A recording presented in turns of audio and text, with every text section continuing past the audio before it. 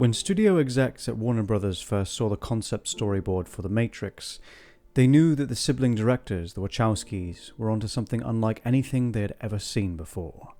Even though studio executives tend to have a less than stellar track record when it comes to the opinions of fans, when it came to the genesis of the much-loved and, in places, much maligned franchise, they were right.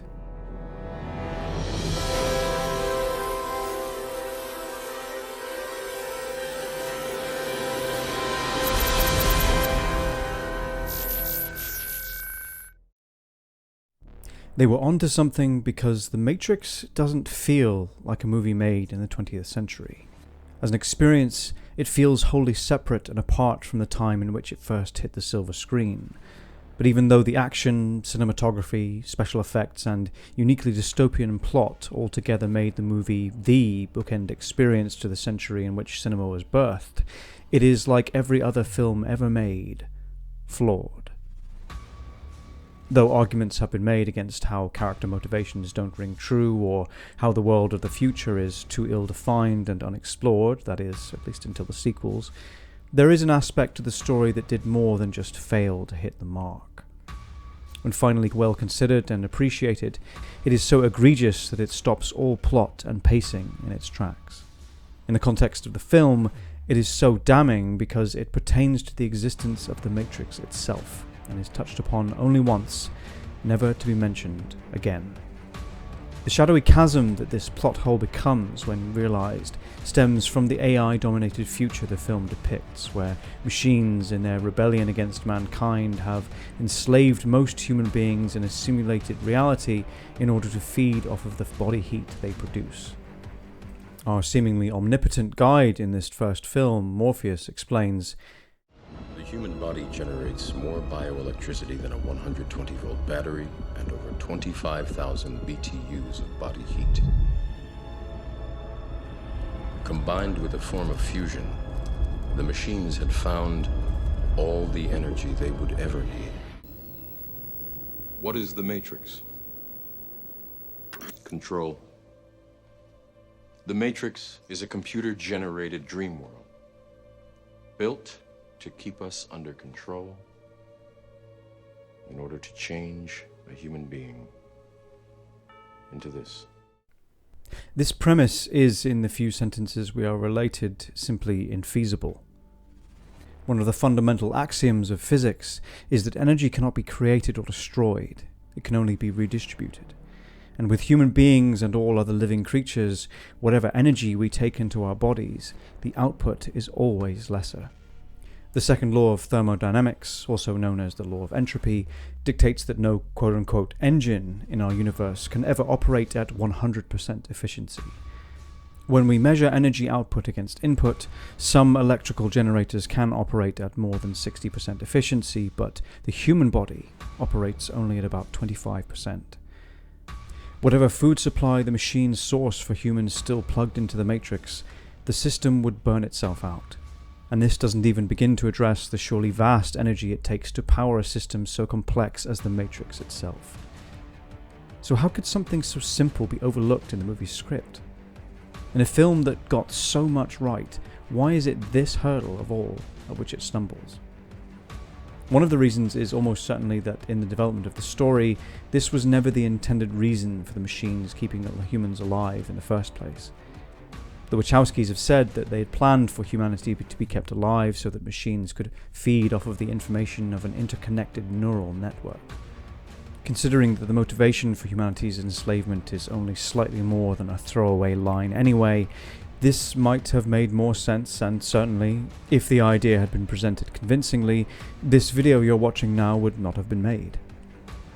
The reason that the neural network idea was scrapped was never even fully brought to light, although it could potentially be that the idea of humans as batteries was a far simpler analogy that audiences would easily be able to grasp, and does offer cleaner pacing. Indeed, though this has never been officially confirmed, there are persistent rumors that this was the case. The concept of a neural network might seem simple enough in 2021, but in 1999 it would not have sailed into the minds of viewers quite so easily. Another theory which explains away the discrepancy with relative ease, and has to be said does have compelling footing, is quite simply that Morpheus was wrong. He tells Neo in the film that he has seen endless fields of human crops, and visually we see the supposed dead liquefied for food and newborn babies enslaved. Morpheus knows what he is seeing, certainly, and is not mistaken, but the intent of the machines, he and the rest of the inhabitants in mankind's last city, Zion, cannot truly know. No one in that world can say for sure why the machines keep humans enslaved in pods that look like closed-up flower heads, but it's likely that as a power source is the reason they came closest to, even though on paper we know it doesn't really add up. In recent years, those revisiting the film have begun to penetrate this perplexing antagonist motivation with greater interest, particularly in the build-up to the 20th anniversary of its release a few years ago. Perhaps the most compelling article was published in Esquire, in which the author interviewed a Caltech scientist, Robert Hurt, who explained that such a plan on the part of the machines is both inefficient and impractical. To survive, humans must consume energy from multiple sources such as food and oxygen, and the only thing they can produce that could count as energy would be essentially heat. Compare that to simply taking the same amount of energy and burning it, and that method alone would be more efficient. So what should the machines actually do in this scenario? It would make the most sense for them to simply commit mass genocide, but perhaps in that solution lies the rub. We know from the Animatrix, and specifically the Second Renaissance Part 1, that machines were always capable of killing humans, and throughout the franchise the machines in both the real world and the Matrix have no qualms about ending the lives of what might be considered by them dissidents.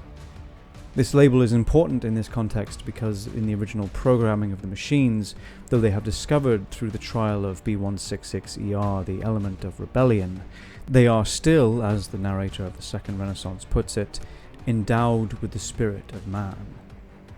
This is of course most directly in reference to man creating machine in his own image, in the sense that a traditional Christian God too created man in his own image. But more pragmatically, it means that while machines do all to quell rebellion among the enslaved, they haven't the quote-unquote heart to commit genocide.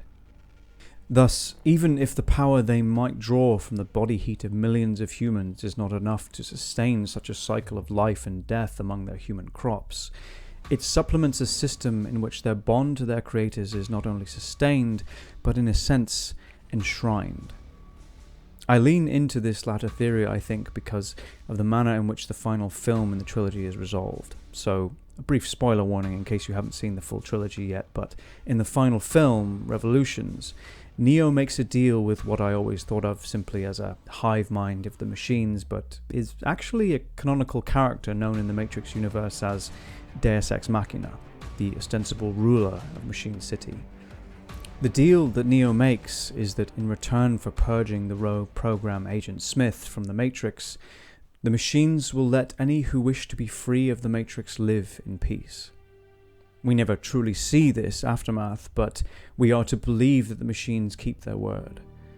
This is interesting in the sense that, again, they could just choose to commit or even allow the genocide of their creators, but as becomes Neo's reasoning for continuing to fight against Agent Smith in that final movie in the trilogy, he explains that the reason he goes on, the reason he persists, is because he chooses to. And endowed with the spirit of man, the machines too have a choice, have, in a sense, will, and they choose to spare their creators. This has been, of course, a lot to take in, but in sum, the humans as energy source plot hole is at best never properly explored and explained, and is at worst an oversight that more than 20 years after its release feels in the fullness of its legacy painfully apparent. At the time of writing this script, The Matrix Resurrections was officially announced a few weeks ago, and though the teaser does what teasers do and it didn't really reveal all that much, one thing we do know for sure is that this has the feeling of a soft reboot in its presentation. It actually reminds me quite strongly of the Force Awakens trailer from back in 2015, at least in premise, but I have to say that Star Wars banked on its nostalgia and that trailer reveal to much greater effect. If the Resurrections trailer didn't have that soft reboot aura to it, I'd say that we'd be unlikely to get any answers at all, but with what we've got, you never know. Maybe the mystery behind this 20-year-old plot hole will finally be resolved in some way.